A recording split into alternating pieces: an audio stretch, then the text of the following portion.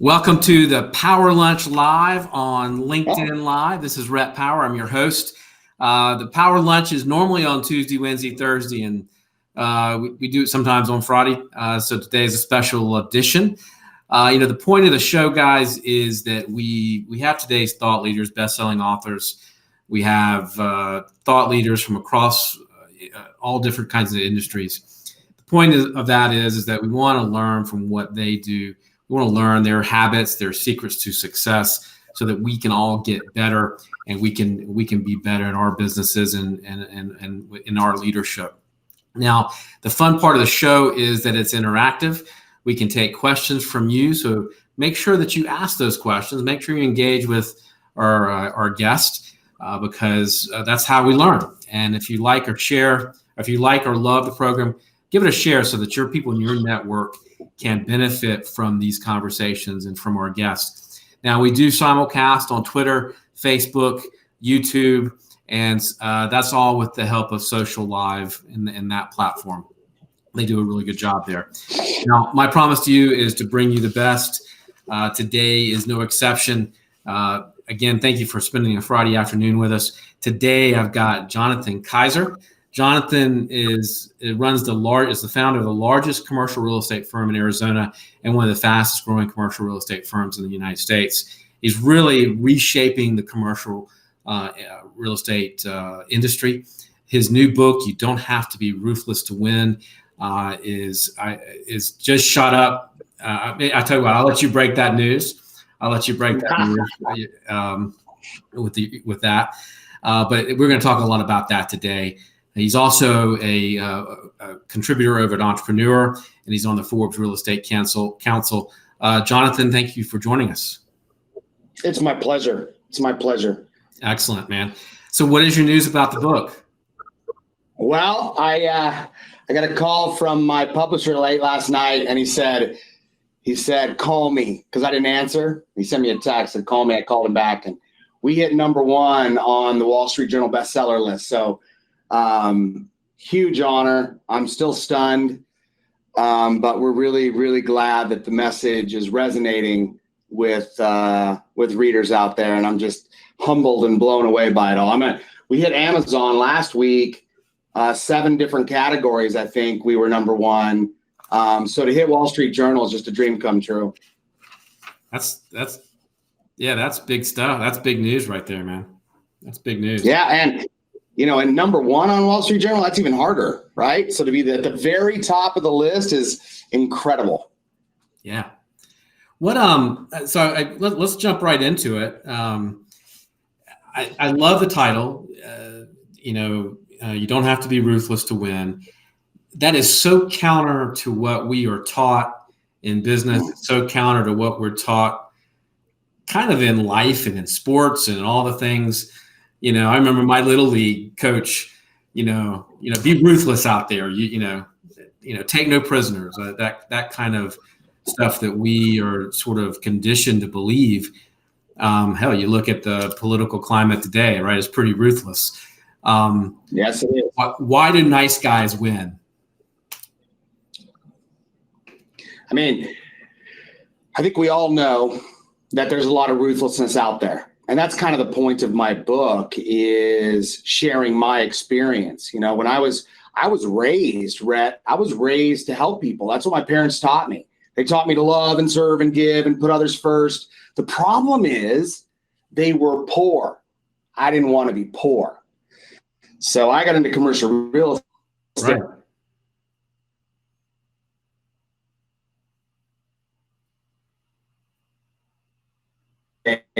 To get rich, and I had rejected so I get in and I look around and it's like, wow, okay, if this is what it takes, I'm going to be successful doing this. So I became ruthless. Problem is I was miserable. I was misaligned with my core values, and but I felt trapped, right? I didn't see a better way. I thought this is what it took to be successful and didn't want to be poor. So fast forward, I go to an event, an industry conference, and this guy gets up and he starts describing a different way of success by helping other people. So Once I figured out that he was the real deal and this wasn't just some shtick that you say to sound cool. Right. I reinvented myself around that. And today we built the largest firm of our kind, commercial real estate occupier services firm in Arizona, and one of the faster growing in the country.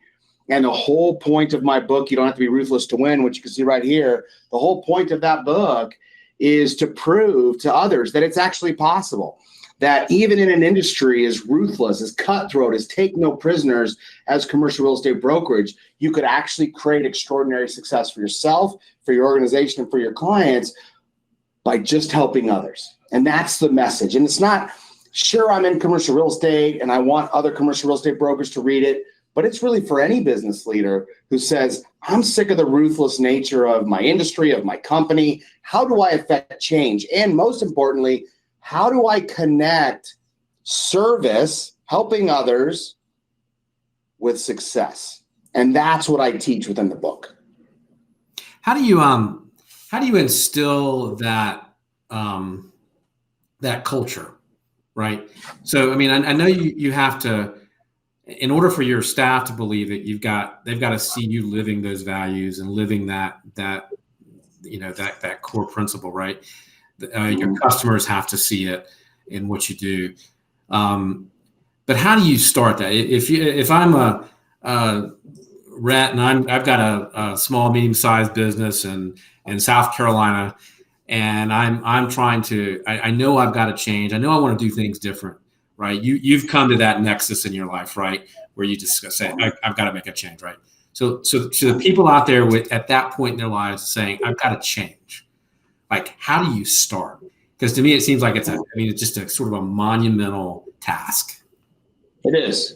It is. So that's a very loaded question. Yeah. And there's so much. That's what the book is written for. But let me try to summarize at a high level. Number one, it has to be authentic. One of the things that I think most people fail is they try to pretend to care about other people. But what they're really doing is just looking to try to manipulate them. And the reason I know that so well is that's how I started.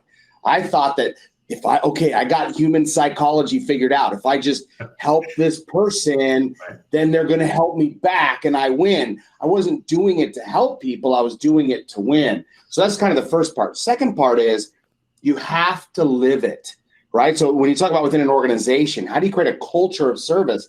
You as the leader actually have to be selfless. The things that you teach your people, you actually have to live. I call it extreme accountability. And so if you're really gonna stand for this stuff, it can't be toe in the water. It can't be halfway through the door. This has to be all the way through, door slammed, burn the ships behind you, and you have to actually be willing to put others first, to care about them, to stop keeping track. And people always ask me all the time, they say, okay, well, I'm not in commercial real estate, John. So how do I do this? It's really simple, right? The fact that I'm doing it in commercial real estate should simply say, oh my gosh, if that guy can do it in commercial real estate, I can certainly do it in my industry. But the idea is real straightforward. It's, you don't have to change your whole routine. You don't have to go, do a sabbatical. You don't have to, all you need to do is take the people you're already going to be interacting with anyways, and in those interactions, spend all your energy trying to figure out how you can serve, help, give, ask probing questions. Rule number one, don't talk about yourself. Talk about them, get to know them, understand their needs, ask great questions. And in that, you'll find ways to help them that are not related to you making money from them. And when you find them, write them down or keep mental notes and then do those things and do it over and over and over. And what you'll find is that you don't have to sell because you're spending so much time serving and helping and giving that everybody's like, dude, I really like this guy. Back when I was a ruthless prick, nobody liked me. And I was trying to make everybody like me, but I had the opposite effect, right? Today, right. I don't care if people like me or not. All I want to do is help them. And now I have this huge community where people want to help us back. And so that's the point of this, is really important for your listeners and viewers. This is not a get-rich-quick scheme. If you're looking to get rich quick, don't buy my book. This isn't what this is. This is long-term sustainable success, if you want, I believe that the greatest business principle of all time for long-term sustainable success is selfless service. And I think we all kind of know this at some level. We get that the more we help people, the more we create a relationship, the more trust is created. We know how to do this in our homes, right? We live this with our kids and our families and in our social clubs. And then we get into business, we put on our tough suit and we fight. And it's all about us. And we got to win because we got to put food on the table. And I just believe differently. Like, I just believe that all that behavior actually is not very self-serving. I think that the most self-serving thing you could do as an individual is try to outserve others, is try to help as many people as possible. And that philosophy has been around since the beginning of time. So if we all kind of inherently know this, it's in our vernacular, we live it in our personal lives, what the hell is wrong with us? Why aren't we doing this where it matters the most, in business? Where we are out in the middle of the world interacting with people. Not that it doesn't matter in your home, it does, but that's easy, right? That's like, of course you're going to love your kids. Right. It's like, what about when you're dealing with other humans that aren't related to you, that you have to go home to every night? What if you could bring that same connectivity, that same love, that same service? And I believe, and it's been my experience, that you can do that. And if I can do it in commercial real estate brokerage and have the largest tenant firm in Arizona, and one of the faster growing in the country, all by helping people, anybody can do it. Well, let me ask you this now. So what does that look like in practice? Because let's say again, I'm at that nexus, right? And I'm a great dad. I'm a great whatever. I do all the stuff in the community that I'm supposed to do. When like you said, you put that armor on when you go to work, right? When you go to the office. How do you make that personal shift? How do you take that armor off and go in the door and say, guys, we're gonna change? Like, I'm just really curious how people do it. I get it. I get that that's what you have to do. How did you make that transition? Yeah, it's a great question. Again, I write about this transformation in detail in my book because I want people to be able to see that it's possible and that I'm real, that I'm not making all this up. So I want people to see that and see through my trials and errors in the book. But the simplest way I can answer that is that, number one, Rhett, you have to want to. Mm-hmm. So you have to really want to do it, because it takes a long time to reinvent yourself. And if you're just wanting to do it as the next hot thing, you read my book and you say, I'm going to try this for a full week. That's not going to get you there. So that's kind of the first part. Second part is, I describe in my book what I call 3 levels of reinvention. It's reinvention from the inside out. Starts with yourself. So you can't start without reinventing yourself. So how do you do that? Well, first, you have to see it. You have to see that it's actually something that's possible. So that's what I'm trying to do with my book, show that it's possible. Number 2, you have to have a plan. You have to have a strategy. I lay all that out so you can actually meticulously and methodically do it. 3, you have to be willing to be different. You have to be willing to have people think you're crazy. I still have a lot of people that think I'm crazy because I'm in an industry not known for words like love and service and all those things. And here I am walking around hugging people and loving on people. That's you have to be willing to be different, to not be in the club, so to speak. 3rd, you have to have a long-term, or 4th, you have to have a long-term vision, right? You have to be willing to say, I want to be successful long-term, and I want to do it in the right way, and I want to be able to help others. So that's that. But the 3 levels of reinvention is when you reinvent from the inside out and you start here, then you build a community, or your corporate culture, your company culture. And if you're the CEO, great. If you're a leader within the organization, whatever you lead selflessly. And I teach you how to do that in the book. And then you have, as John Mackey talks about in Conscious Capitalism, you have your stakeholders, all the people outside of your organization. So a lot of people try to go just act like they're of service to their stakeholders or pretend to be of service to their people. But the reality is if it's not an inside-out revolution, it's never going to last, because it's not fun to be spending all your time helping other people not seeing instant gratification, if you're not really committed to it, you're not going to make it. So part of why I wrote the book is to show others, wow, this really is possible. You too can do it. Here's my story. Let me pack all the secrets I've learned, all my trials and errors. I am brutally honest about the prick I used to be in my book.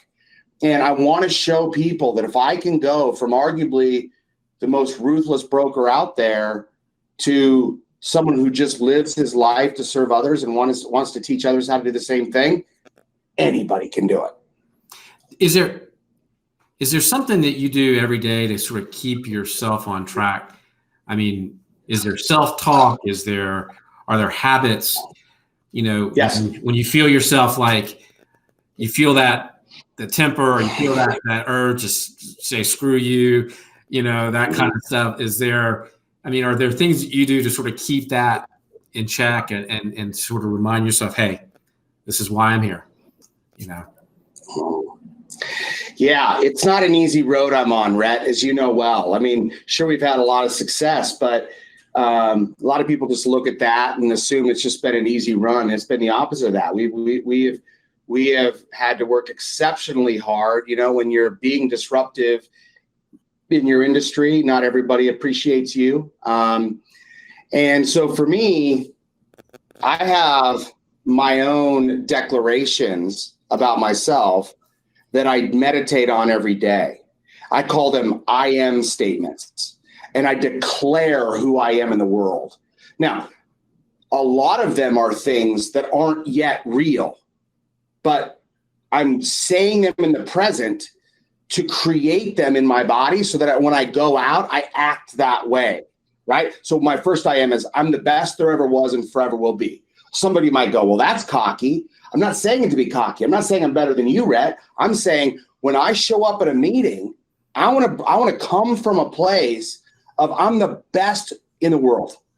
And so it's like, and one of mine is I am JK, and who I am is far more real than anything outside of me. So what that means is no matter what's happening out there, no matter what my bank account looks like, no matter how many people are criticizing me, I decide who I am because I get to decide who I be.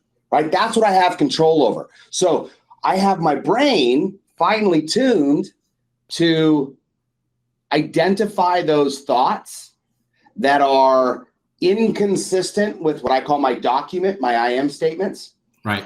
And when that thought comes into my head and I feel discouraged or I feel incapable or unworthy or all the things, fearful, all the things that everybody feels as humans, in my mind, I've trained myself. Oh, no, there's one of those. Nope, I'm not afraid to do this because the truth is, right. I'm whatever the I am for that one is. So I that's practice. That's hard work. That's discipline. That's not something that just naturally happens to people.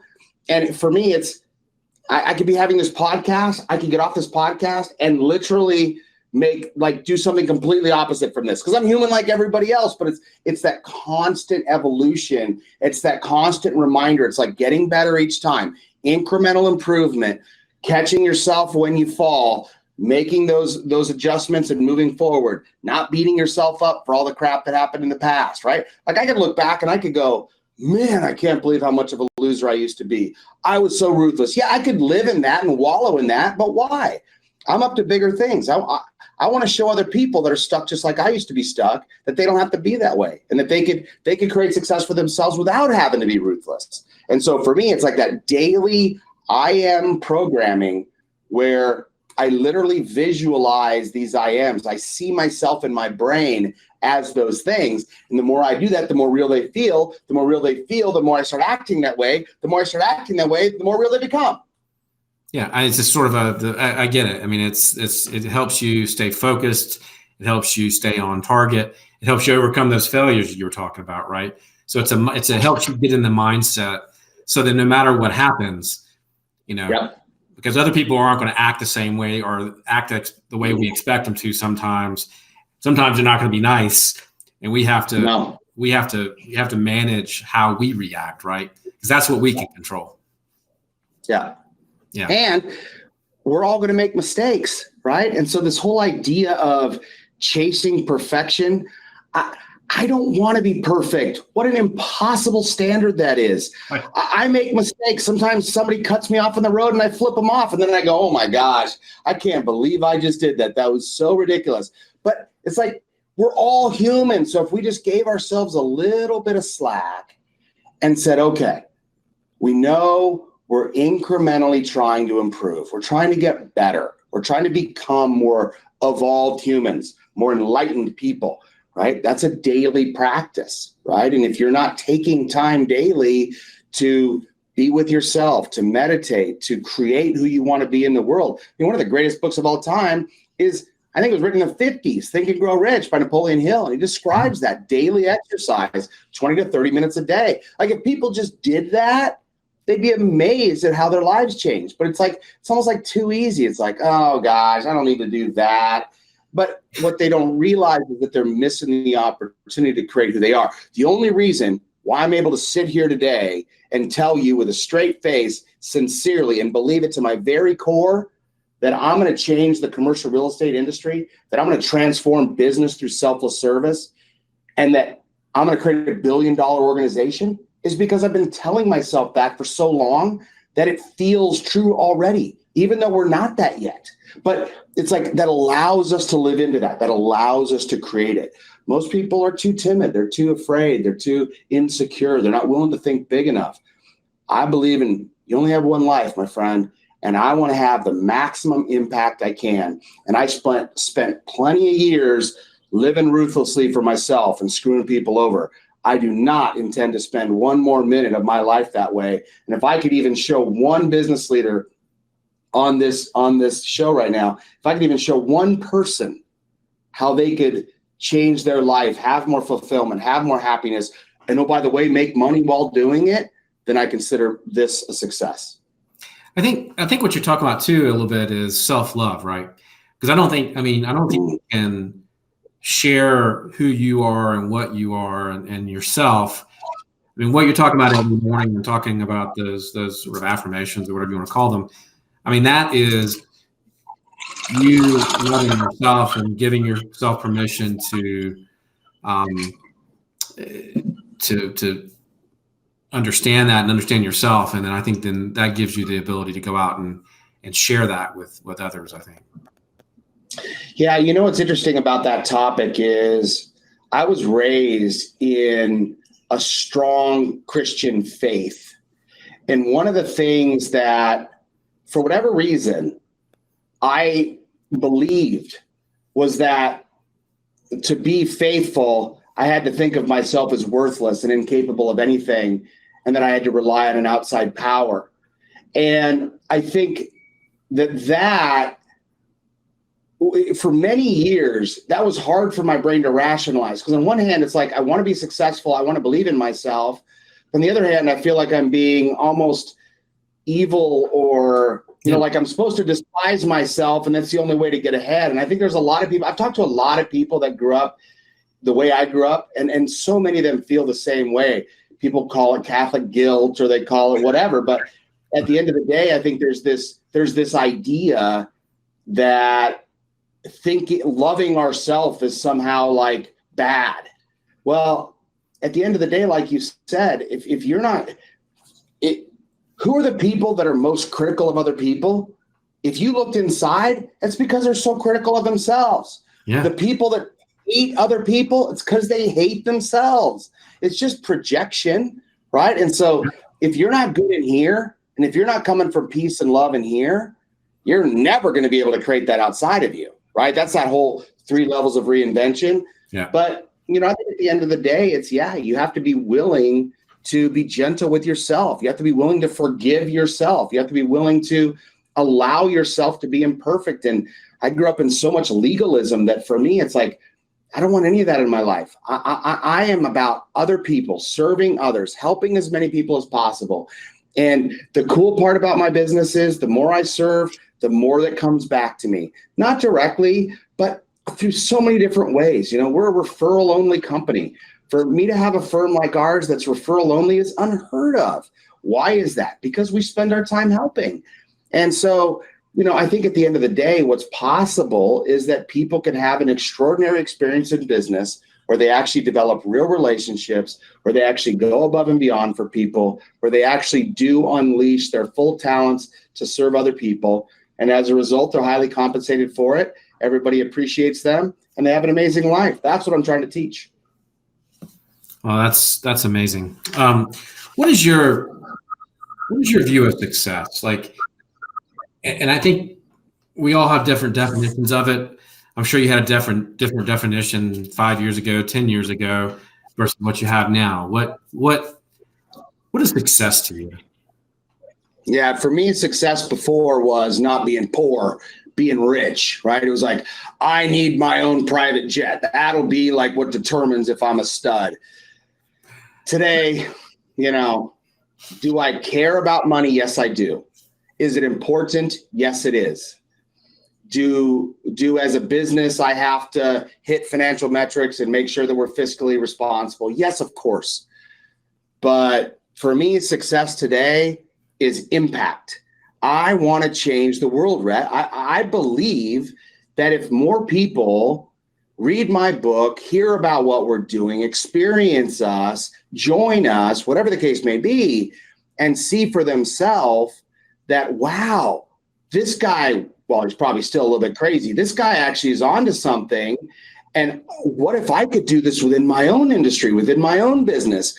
Wow, is this even possible? That's the whole reason for the Kaiser Institute, right? We created the Kaiser Institute to train people, to teach them, not to say, hey, you should do the right thing. Well, no shit. Everybody knows that. It's not about like, hey, you should do this for morality's sake. If you don't already know that, we got a problem, right? I'm talking about doing things because I believe that selfless service is the greatest business principle of all time.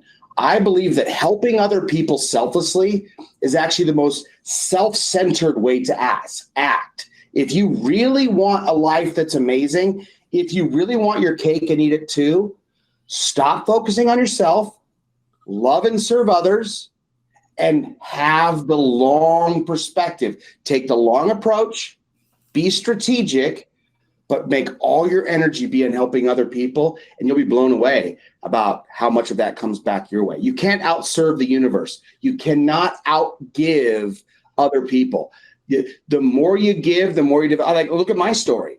Here I go from being someone that people disliked, feared, hated, whatever, trampling everybody everywhere I went, to somebody that people say nice things about, that people actually want to come meet me. Like it's the craziest thing. And all I did was go from thinking about me to thinking about everybody else.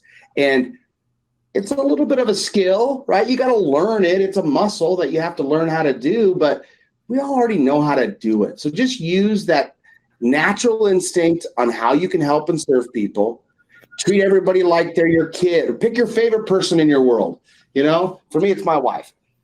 Pick your wife and say, if this were her, or if this were he, or if this was my kid, or if this was my grandma, and I didn't know them, but I loved them, and I was sitting down with them, what would that conversation be like? Imagine if sales conversations were like two good friends getting together with both sides trying to love and serve the other person. I mean, number one, meetings would no longer be crappy. Number two, you'd actually connect with people and you'd have amazing conversations. And number three, you develop this amazing bond and trust very, very quickly. The Stephen Covey speed of trust. So it's all practical. It's all rational. It's like what I'm trying to say is, look, for those of you who want to be rich, help other people, serve others, go above and beyond. It's not that complicated. It's just you can't think about it in the instant, me, right now, because if you just think about that, one, it's inauthentic. Nobody's going to believe that you really care about them if you're like, hey, remember that thing I did for you last week? How come you haven't helped me back? It's like, well, obviously your intentions were not to help them. Your intentions were to do this almost creepy barter where they didn't even know they were bartering. You gave something that looked like a gift, and then in return, you're now expecting something, but you didn't pre-negotiate that. Right. It's like crazy what people do, but they don't really think about it. They just This is what they believe. They've been trained this way. The culture's this way. This is how they believe they have to act to be successful. They have a mortgage payment. They have a car payment, their kids' college fund. So people start getting so stressed out about money and about getting ahead that they forget all the things that really create relationships. What is, how did, we got a lot of feedback there. How did it transform your personal life? Well, in every possible way. You know, in the beginning of my book, I write a very vulnerable letter to my kids. And I apologize for all the times that I was not selfless to them. You know, when you can't be two different people. As much as you might be acting at home, you still carry that self-serving ruthlessness. So, you know, for me, it was a journey. When I came home years ago and I said, I got my new I am statement. And she's like, what is it? And I said, I am pure selfless service. And she laughed, right? She said, that's the opposite of who you are. And I said, I know, but this is what I want to become. And so today it's enhanced every relationship in my life. My beautiful bride, Susanna, and my 4 amazing children.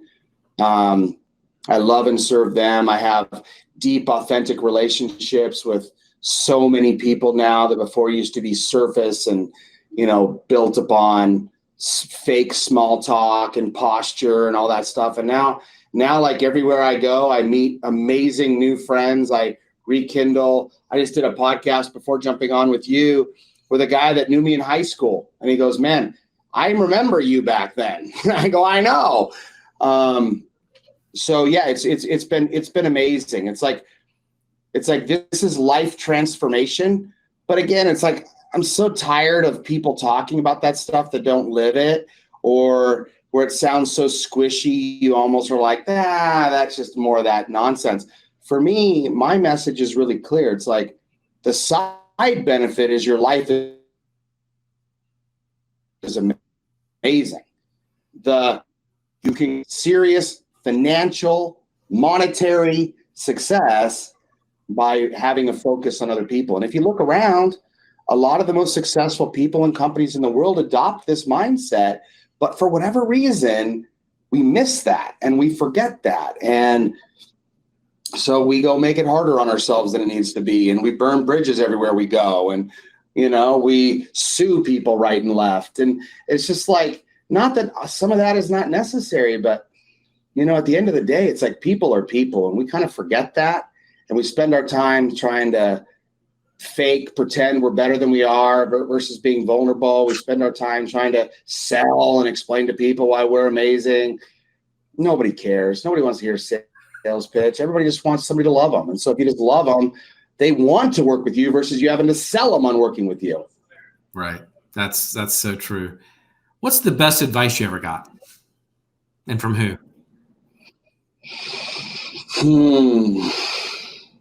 Well, so my cousin, I just got remarried, and it was extraordinary. That's a story for another time. I could tell you that one, but I want to hear it. What's that? I want to hear it, but go ahead. Yeah, it's got to be another time because that's a long one.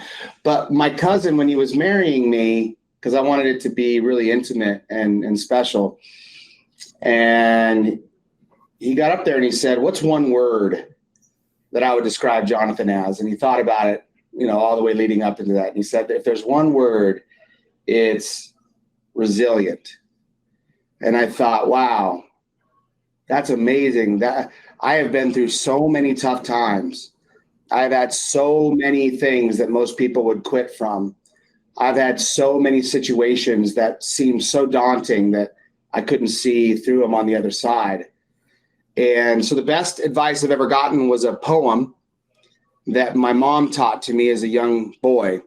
And I actually have a recording of it somewhere of me as maybe an 8-year-old reciting this poem in my high, squeaky little 8-year-old voice. Right.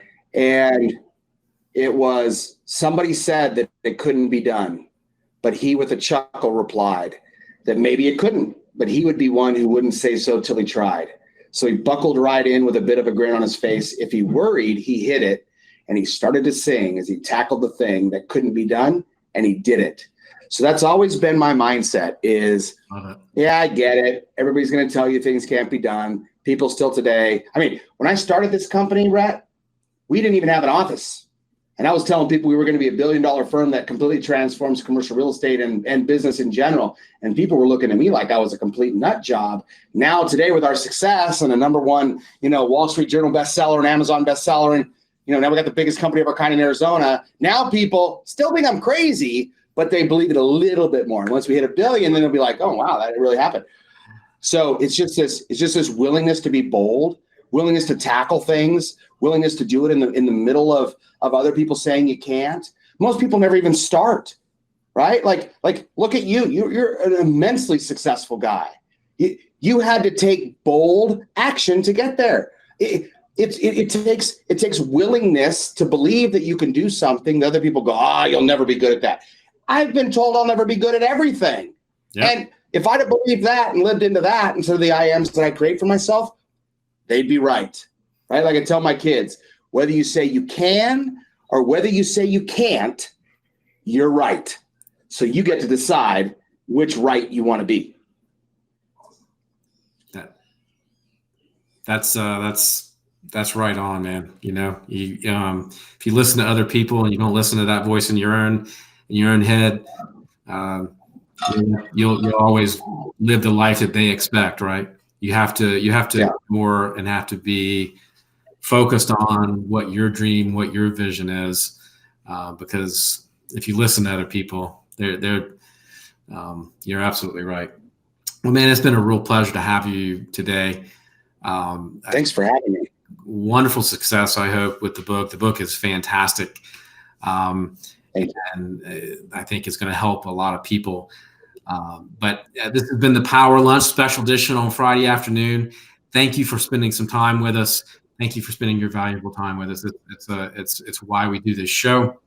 Now, if you would like us to broadcast on LinkedIn Live from your event or your conference, we'd love to do it. Reach out to us via LinkedIn Messenger, and we'll see if we can set that up and make that happen. Next week on Tuesday, we've got Jay Baer, New York Times bestselling author Jay Baer, on the show Tuesday. Please do join us. Jay is going to be a lot of fun to talk to. But thank you so much, Jonathan, for the time, and have a great weekend. Thanks, Rhett. All right. Take care, man.